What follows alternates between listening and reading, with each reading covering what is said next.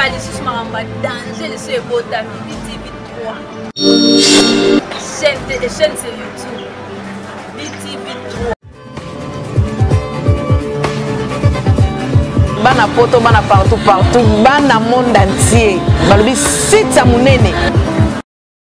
BTV 3. Babi, landa mambo bien na kata BTV 3 pour se retrouver.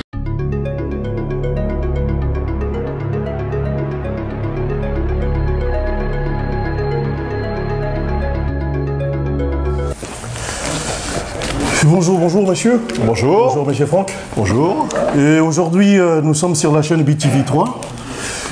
C'est vrai, on nous a beaucoup demandé de pouvoir vous interviewer pour vous savoir un peu, parce qu'on vous voit souvent avec, dans votre ville. Oui. Il y a beaucoup des Africains, Oui. Congolais, surtout Congolais, les deux Congos. Et de Congo, Voilà, un donc, peu de Centrafricains, ouais, aussi, oui. Côte d'Ivoire, Togo, Bénin, Oui, il y a un peu de tout. Sénégal. Il y a un peu de tout. Ouais. Mais beaucoup effectivement de la communauté, des communautés. La congolaises. première question qu'on m'a demandé de vous poser, vous êtes de quel parti? Alors, vous me parlez de moi ou de ma liste? Non, vous êtes de quelle liste? Comme dit, il y a LR, il y a les Républicains, il y a les socialistes. Alors, vous êtes de quel... Alors, ma liste est une liste d'intérêt local, c'est-à-dire que les personnes ne sont pas, indépendants. sont pas engagées politiquement. À titre personnel, mais ça, c'est pas le maire qui vous parle ni le candidat. Moi, je suis engagé dans un parti qui s'appelle l'UDI, Union des démocrates et indépendants. Ah, donc avec c'est le parti des Borloo. Monsieur Borloo, qui est d'ailleurs... Ah, vous m'apprenez ça, parce que beaucoup de gens, ils ne savent pas que vous faites partie de... Beaucoup de projets sur l'Afrique d'ailleurs, sur l'électrification. Ouais. Oui. J'ai rencontré Jean-Louis Borloo il y a peu de temps. Il est encore sur ces projets qui, j'espère, vont aboutir sur l'Afrique pour l'électrification. Oui. Dites-moi un peu, pourquoi un mandat en plus? Pourquoi mandat en plus? Parce que le travail n'est pas encore terminé. Plusieurs raisons. Le travail n'est pas terminé. C'est eux qui vous regardent là-bas. Des projets importants encore à porter, puisque nous avons réussi à décrocher un deuxième programme de rénovation urbaine. Le premier avait concerné essentiellement le quartier de la Gare et des Sorbiers. Le deuxième concernera le quartier de Plein Ciel, centre commercial, le Tripode. Et puis, parce que je suis engagé dans cette ville, j'aime ces gens. J'aime les gens qui habitent cette ville, dans cette grande diversité et cette sérénité que nous avons aujourd'hui dans notre commune où nos différences sont une richesse. Mais il y a des gens qui voudraient vraiment savoir. Aujourd'hui, vous êtes quantième mandat aujourd'hui que vous êtes en train de féliciter. Je finis le troisième et je brille Ça, c'est le quatrième. Mais disons, là, je ne parle pas comme maire. Oui. Je voudrais vous poser cette question comme occidental. Oui. Ou européens. Oui. Nous voyons les Européens ou les Occidentaux, qu'est-ce qu'ils font? Ils sont derrière les Africains quand ils veulent dépasser les mandats, faire 3, 4 mandats. Mais qu'est-ce qui se passe? Vous êtes en train de faire, c'est pas un bon exemple, je sais pas, vous prêchez par comment?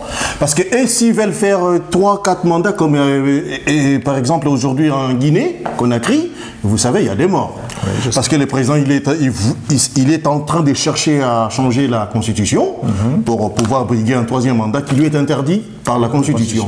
Mais ici, le président, s'il fait des mandats, c'est par courtoisie. Rien n'est limité. Comme vous. Si, le président de la République, il est limité à 2 mandats maximum en France. Oui, ça c'est... Vraiment, c'est par... Est-ce que c'est pas la Constitution qui l'est dit? Si. Ok, mais vous n'êtes pas limité donc? Non, pas aujourd'hui. La loi limitera à partir de ce mandat-ci, donc le mandat qui va débuter en 2020, à 3 mandats maximum pour les grandes villes, comme la nôtre. Pour les petites communes, les villages, il n'y aura pas de limitation. Donc disons qu'aujourd'hui, si vous êtes réélu, oui. Ça sera les derniers. Le 4e mandat. Les 4e et les derniers. La loi me permettrait d'aller encore plus loin. D'aller encore plus loin. C'est-à-dire que je débuterai un mandat en 2020 qui me permettrait de faire encore 3 mandats. Ça, c'est la loi. Oui. Après, mais la conscience, mais non. Après la conscience, on verra. Oui. J'ai été élu maire assez jeune, puisque j'avais à peine 40 ans. Oui. Ce qui m'a permis de pouvoir porter des dossiers solides, importants. Je parlais du premier projet de rénovation urbaine. Ce sont des projets qui prennent du temps. Il a fallu entre 12 et 13 ans à peu près pour porter ce projet-là. Heureusement que j'ai eu ces 2 mandats qui ont C'est le mandat des 4 ans. Le mandat des 6 ans. 6 ans, pardon. 6 ans. Le mandat des 6 ans. 6 ans. Donc ça vous fait 18 ans déjà que vous êtes maire. 17 ans. À 17 ans. Ouais. Mais excusez-moi, mais si c'est chez nous en Afrique, oui, c'est un sujet à polémique. Mais je pense que ce n'est pas comparable. En Afrique... Non, pourquoi j'ai dit c'est un sujet à polémique? Parce que... oui, vous allez me répondre. Parce que vous êtes les donneurs de leçons. Les Européens? Oui. Oui, c'est vrai.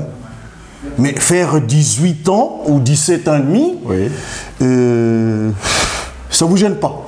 Alors, c'est les électeurs qui choisiront, parce que contrairement au mandat des présidents africains essentiellement, ou des maires africains, qui sont élus avec 99,9% des voix. Ah oui, c'est les champions. Voilà, ils sont les champions quand même de la réélection avec des scores... avec des scores à la Pyrrhus, à la soviétique, oui. Eh bien, en France, je pense que la démocratie fonctionne et que les électeurs peuvent se déterminer sur le choix de leurs représentants. Oui. Il serait... à mon avis, étonnant que je fasse 99,9% des voix. On peut toujours rêver. On peut toujours rêver. Et qu'est-ce que vous avez fait des biens aujourd'hui sur les 17 ans que vous pouvez aujourd'hui présenter encore aux habitants de la ville, de votre ville?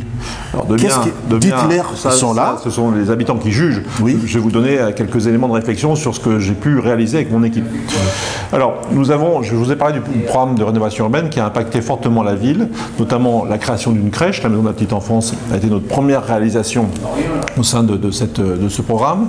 Nous avons détruit quelques appartements, quelques immeubles pour reconstruire, pour aérer le quartier de la Gare. Nous avons réaménagé les voiries, beaucoup de pistes pour cycles, et puis travaillé sur le cadre de vie, notamment l'ouverture du parc Chaput, qui est un parc public qui a été légué à la ville il y a quelques années, qui était resté fermé. Nous l'avons ouvert notamment grâce au travail d'associations sur les espaces verts, mais également sur toute la partie maçonnerie, puisqu'il est entouré de murs. Nous avons beaucoup travaillé également avec les associations. Je pense à la jeunesse notamment, où dans notre ville, 45% des habitants ont moins de 30 ans. Là, c'était aussi très atypique.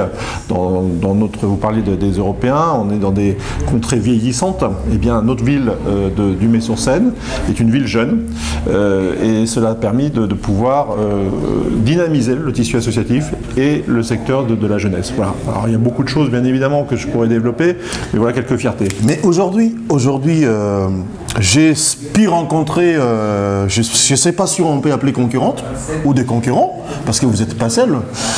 Heureusement. Voilà, il y en a. Oui, c'est ça, la démocratie doit vivre, oui, c'est ça. Mais il y a une des concurrentes, on peut dire les partis socialistes, j'ai essayé de les rencontrer, je les aurai aussi en interview, je crois, cette semaine. Ils m'ont dit que votre mandat est nul. Est-ce que vous pensez que les concurrents vont dire que j'ai bien travaillé? Non, bien sûr que non, bien sûr que non, parce qu'ils m'ont dit,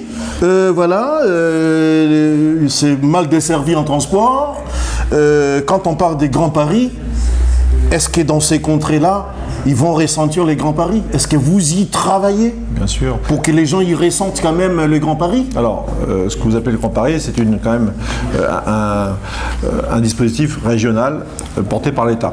Oui. Donc, le département de Seine-et-Marne est très peu impacté par le grand paris sur le plan physique, tout à fait, géographique. Oui. Par contre, il y a des conséquences. Très, très reculé, même. Alors, je ne peux pas vous laisser dire sur les transports que nous sommes mal desservis.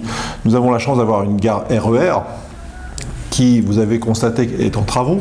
Nous avons porté, avec les habitants, certaines associations de personnes handicapées, la possibilité de faire des travaux d'accessibilité. C'est-à-dire que notre gare sera accessible aux personnes à mobilité réduite. Les travaux ont commencé il y a ça quelques mois maintenant, vont perdurer, puisque ce sont des travaux qui sont lourds et longs. Nous avons une gare routière importante qui dessert l'ensemble de l'agglomération. Nous aurons très bientôt le TZN2, qui va arriver jusqu'au mai, qui va arriver jusqu'à Melun, puisque après avec des interconnexions, le TZN2, le principe c'est un bus à très haut niveau de service qui doit aller rapidement, donc qui va d'un axe à un autre, en gros de la gare de Melun au Carré-Sénart, je vais schématiser, et à partir de ces arrêts qu'il va y avoir, il y a des ramifications qui permettront permettront donc de pouvoir aller gare du Mai, dans les écoles, dans les centres commerciaux, etc. Donc nous avons, je pense, une ville très développée au niveau des transports, transports en commun, bien évidemment, mais également sur les transports individuels. Nous ne sommes pas une ville où il y a des problèmes de circulation, et nous avons aussi pu mettre en place des liaisons pour cycles, ce qu'on appelle douces, cycles et piétons, qui permettent, vous savez que je suis toujours à vélo, vous voyez, je le sais, qui permettent de pouvoir circuler en sécurité dans tout le monde. Oui. Alors après, l'avis des concurrents, vous connaissez, c'est normal, bien évidemment, oui, c'est normal. Ils ne vont pas me dire que j'ai bien travaillé. Bon, aujourd'hui, parce que quand je regarde ici, oui. vous parlez des consacrés aux travaux dans les écoles. Oui. Qu'est-ce que cela veut dire exactement? Eh bien, nous avons un plan pluriannuel d'investissement. Oui. Donc, nous avons segmenté, séquencé nos investissements pour permettre d'entretenir nos écoles, les remettre à niveau régulièrement, pour que nos enfants soient dans des conditions optimales dans le cadre de leurs études. Ok. 1,5 million la fois dernière. Là, vous êtes catégorique, vous dites non au contournement. Oui, alors ça c'est un sujet. Pourquoi? Parce que c'est un sujet qui existe depuis 50 ans. Je suis natif de Melun. Oui. J'ai toujours entendu parler de ce contournement, qui à l'époque s'appelait C5. Et à chaque élection municipale, ça revient, comme le serpent de mer. Donc ça rebondit à chaque fois, quoi. La position des élus du Mai, de la majorité, elle est très claire, non au contournement. On ne nie pas les problèmes de circulation. Vous avez probablement un véhicule automobile, vous avez parfois des difficultés. On le voit d'ailleurs depuis l'aménagement de l'hôpital qui se trouve à Melun. On voit qu'il y a quand même une certaine congestion du trafic automobile. Donc ça, on ne le nie pas. On a constaté aussi, lorsqu'il y avait des incidents, je pense à des crues par exemple, eh bien que l'agglomération, et nous faisons partie d'une agglomération, avait des grosses difficultés de circulation. Donc ça, on ne le nie pas. Trouvons des solutions, mais nous ne voulons pas être impactés, plus que nous le sommes aujourd'hui, par les nuisances qui pourraient être celles d'un contournement sur la ville du Mai-sur-Seine. Donc nous sommes d'accord pour des études qui permettrait de trouver des solutions intelligentes. Et il y a peut-être des solutions alternatives. Je pense à un déplacement d'un péage, par exemple, sur l'autoroute A5. Je pense au transport urbain, le transport en commun. Vous voulez faire quoi? Déplacer les péages? Pour éviter que les camions... Vous voulez l'enlever, quoi? Le déplacer un peu plus loin, au-delà de Montreux, ça permettrait d'éviter que les camions viennent engorger l'agglomération. Il y ait beaucoup d'affluence. Et prennent cette autoroute qui est pas surchargée, et éviter de traverser l'agglomération de Melun, par exemple. Ce sont des solutions alternatives. Mais aujourd'hui, M. Verlin, qu'est-ce que vous voulez ou vous apportez des nouveaux, vous voulez apporter exactement des nouveaux sur cette ville? D'abord, je vais reposer une question, après vous allez répondre à celle-là. Aujourd'hui, vous êtes encore maire ou bien vous êtes candidat? Je suis maire et candidat, c'est les deux. C'est les deux. Donc là, il n'y a pas de mise en disponibilité, il n'y en a pas. J'exerce mon mandat jusqu'au dernier jour. Voilà. Après les élections, il y aura une liste qui va sortir. Cela veut dire qu'il n'y a pas, comme dit-on, il n'y a pas conflit d'intérêt. Il n'y a pas vacances. Parce que vous êtes monsieur le maire, peut-être vous avez beaucoup plus d'opportunités ou de facilités ou d'avantages par rapport aux autres. Non, ni plus ni moins. Là, c'est très codifié par la loi, très contrôlé. Il n'y a pas plus d'avantages ni moins d'avantages. Nous sommes sur un même pied d'égalité. C'est la même chose. Je vais prendre un exemple parallèle que vous allez mieux comprendre. Prenons les présidents de la République. Nous avons aujourd'hui des présidents de la République qui ont été candidats, réélus ou battus, peu importe, qui étaient en poste jusqu'au dernier jour.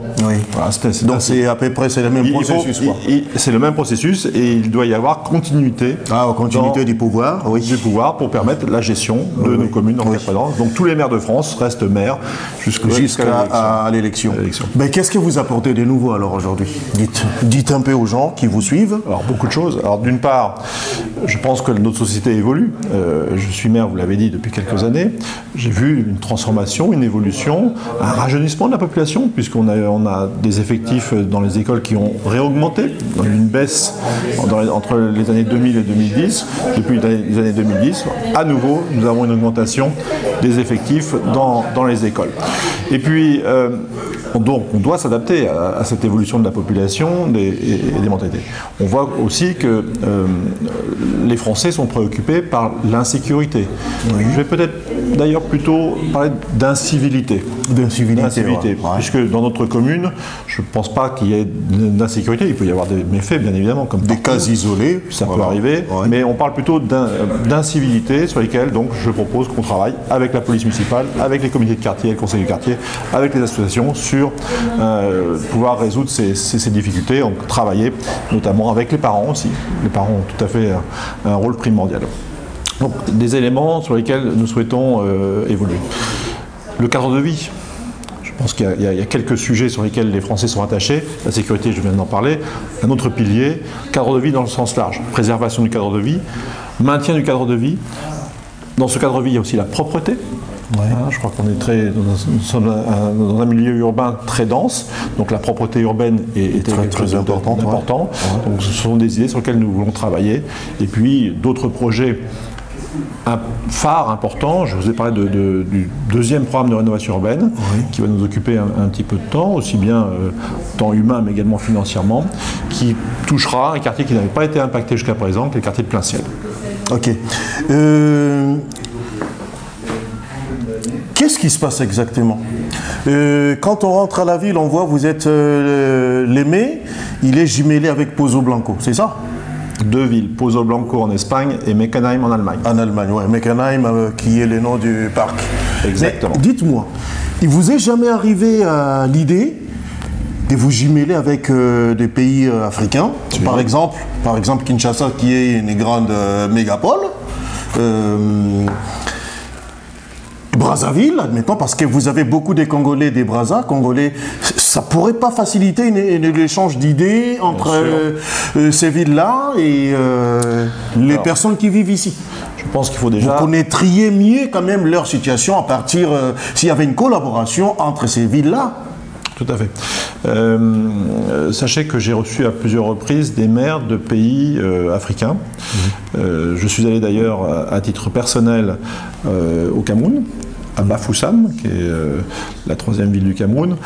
J'ai constaté quand même qu'il fallait qu'on ait des villes de taille à peu près similaire, en tout cas de problématiques sur lesquelles nous pouvons intervenir. Nous sommes une ville de 21 000 habitants, pas de Kinshasa ou de Brazza. Ouais. Nous sommes sur une autre échelle. Ouais. Par contre, il y a des arrondissements, des quartiers, sur lesquels vous avez des maires de quartier, des maires d'arrondissement. Tout à fait, oui. J'ai d'ailleurs rendez-vous dans quelques jours avec un maire de Brazzaville qui va venir. Là aussi, je pense qu'il y a... donc vous avez rendez-vous avec les maires de Brazzaville? Un des maires, parce que... Un des maires, parce qu'il y a beaucoup d'arrondissements, Il y a Makele-Kele, il y a tout ça, il y a beaucoup d'arrondissements. Donc là, ce qui m'intéresse, c'est de comprendre leurs problématiques, voir quelle pourrait être notre coopération envisageable, notamment technique. Je pense que c'est à ce niveau-là qu'il y a beaucoup de demandes pour pouvoir permettre de favoriser le développement ou le fonctionnement de ces villes. Nous avons notamment en France des compétences à titre personnel dans le traitement des ordures ménagères. C'est un vrai problème en Afrique. Aujourd'hui, récurrent même. Aujourd'hui, vous n'avez pas d'usine de traitement, par exemple? Il n'y en a pas, à Kinshasa, il n'y en a pas. On voit des poubelles partout. Il n'y en a qu'une, je crois qu'elle doit être à Addis Abeba. Donc, vous voyez, donc vous avez asymétrique. Donc vous avez parfois la collecte, mais pas le traitement. On va sortir les poubelles, les ordures ménagères des villes, mais on n'a pas la il n'y a pas des centres d'incinération, il n'y a rien. Donc nous avons peut-être, sur des sujets comme celui-ci, c'est un exemple, capacité à pouvoir aider, au moins dans la réflexion, et après dans la mise en œuvre de ce genre de choses. Ça fait partie des enjeux, je pense, mondiaux, internationaux, sur lesquels c'est normal, puisqu'aujourd'hui, on dit que le monde est devenu comme un village. Parce que c'est quand même bien de vous affilier aussi avec des villes africaines, de leur donner des idées, des petits coups de pouce pour que le développement puisse être général. Parce qu'aujourd'hui, nous voyons, quand on parle d'immigration, tout ça, c'est à cause de ça. Un pays où une ville qui est mal lotie, il y a des mal lotis, il y a ces chiches-là, les gens qui ne mangent pas, ces chiches-là, qu'est-ce que ça fait ? C'est vrai, il y a des fois c'est des causes endogènes, il y a aussi exogènes, les causes qui arrivent ou endogènes, c'est vrai. Mais non, si vous arrivez à à jumeler avec, admettons, comme vous avez dit tout à l'heure, tantôt, avec une ville des Brazzaville, une commune des Brazzaville. Donc vous pensez que vous pourriez faire même des échanges comme on fait ici, les élèves, ils vont, là-bas ils viennent, et ainsi de suite, pour essayer un peu de pousser ces enfants-là. C'est d'ici à connaître un peu la culture de là-bas, comment ça se passe, les écoles de là-bas, c'est de là-bas de comprendre aussi, et les enseignants peut-être aussi, ça pourra aussi leur donner des idées, et comment faire. Est-ce que nous faisons bien ou nous faisons mal? Bien sûr. Vous parlez des jumelages qui sont historiques chez nous. Meckenheim en Allemagne, Pozo Blanco en Espagne. Rappelons que l'Allemagne et la France n'étaient pas forcément des grands amis jusqu'à la Deuxième Guerre mondiale. Oui, tout à fait. Oui. Et que nos aïeux ont réussi à abattre ces barrières, à tendre la main et à construire une Europe solidaire, une Europe économique importante et solide. Grâce à cette amitié, de volonté d'échange pour permettre à des enfants, notamment des collégiens, de pouvoir découvrir le pays, parler la langue et avoir ces échanges entre des familles. Ça fonctionne. Aujourd'hui, ça fonctionne. On peut imaginer de développer ces échanges ou ces jumelages. Alors, est-ce que ce sont des jumelages techniques, coopération technique entre collaborateurs des services techniques de notre ville avec ceux d'une autre commune en Afrique. Services informatiques, par exemple, par exemple. Rien n'est centralisé. Les routes, on a des sujets importants. Est-ce que ce sont des échanges culturels scolaires? La question peut être posée. Alors là, on est sur une volonté de l'éducation nationale, parce que si on prend le scolaire, les deux villes doivent pouvoir communiquer. Donc ça, c'est quelque chose qu'on aimerait aussi développer. Quant au culturel, l'Afrique et la France ont quand même une grande partie de leur histoire qui est commune. Tout à fait. On parle déjà là, pour la moitié de l'Afrique de la même langue. Oui. Il n'y a pas cette barrière de la langue, ouais. C'est intéressant. Et il me semble qu'il y aurait possibilité de pouvoir faire découvrir aux Français ces territoires africains, mais également aux Africains, les territoires français et européens. Oui. Parce qu'on a souvent une image très déformée, aussi bien des Français vers l'Afrique que des Africains vers la France. C'est l'image, on donne une image, soit c'est toujours négatif en Afrique, c'est beau de l'autre côté. C'est toujours mieux ailleurs. C'est toujours bien ailleurs. Bon, aujourd'hui, je voudrais vous poser une question, et la dernière pour vous libérer aussi. J'ai deux questions, la première et la dernière. Dites-moi, quelle est votre idée à vous personnelle par rapport aux Africains qu'aujourd'hui nous essayons, qu'est-ce que je dirais, cautionner, qui sont des dictateurs, tout ça. Ça vous dit quoi? Que la France, les gens ils disent c'est la France ou l'Europe qui les soutiennent, ceci, cela. Vous, personnellement, quelle est votre idée là-dessus? On dépasse les questions municipales. Oui, j'essaie. Alors, c'est difficile de juger avec des yeux d'Européens ce qui se passe en Afrique. Parce que la culture n'est pas la même, parce que les habitudes ne sont pas les mêmes, parce que notre démocratie n'est pas construite de la même manière. Tout à fait. Donc, juger, je pense que c'est parfois une erreur. Le constat, c'est qu'effectivement, vous l'avez dit au début, aujourd'hui, on voit que des chefs d'État africains sont installés depuis des décennies. Comme 37 ans au Congo-Brazzaville, au Cameroun, c'est les champions. Sassou à Brazza, voilà, Cameroun, Paul Biya, tout ça. On a quelques exemples. Voilà, oui. Des gens qui sont là depuis des décennies et qui parfois... Qui partent pas. Et qui parfois sont présidents de père en fils. Parce que oui. Il y a un transfert. Transfert des pouvoirs. La famille proche. Bon. Voilà. Ça, c'est quelque chose qui nous échappe à nous, Européens. Tout à fait, oui. Nous échappe. Mais... la culture est différente, l'histoire est aussi parfois construite de manière un peu différente. Donc, il me semble quand même que s'accrocher au pouvoir aussi longtemps, c'est pas une bonne chose. On a besoin. Il y a aussi l'usure. On a besoin d'idées neuves, on a besoin de gens neufs. À un moment donné, à un certain moment, on est bloqué. Vous savez, je pense qu'il y a ça, et puis surtout, à un moment, on est déconnecté. C'est-à-dire que quand on est trop longtemps au pouvoir... Déconnecté de la réalité.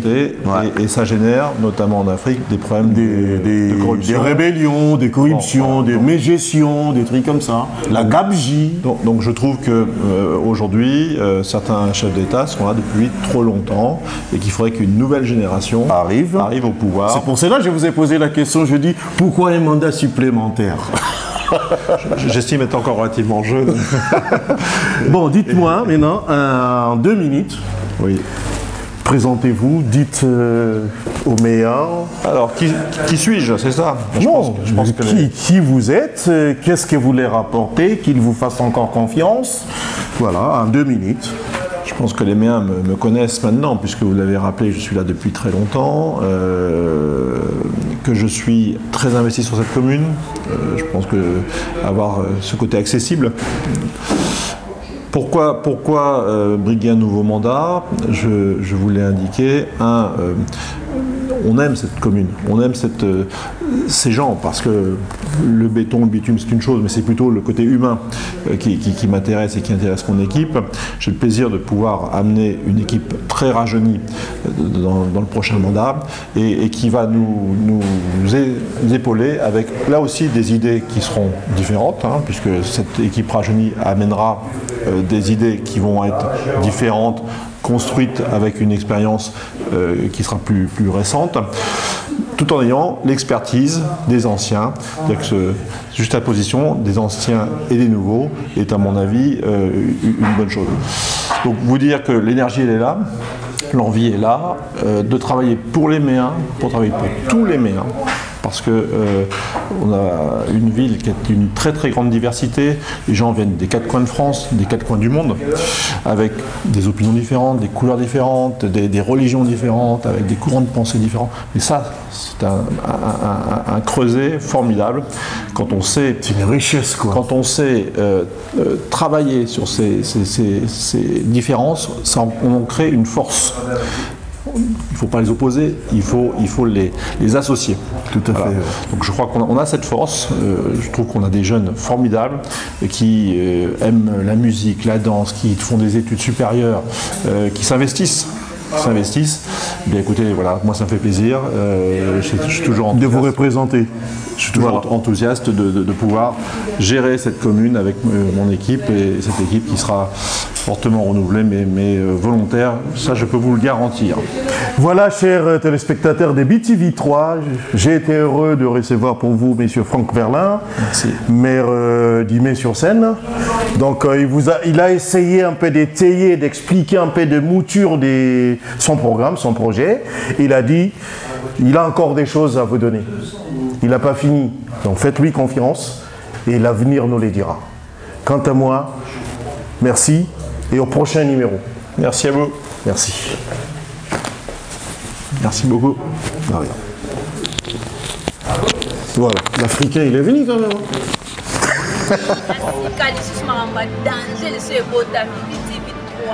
Chaîne sur YouTube, BTV3.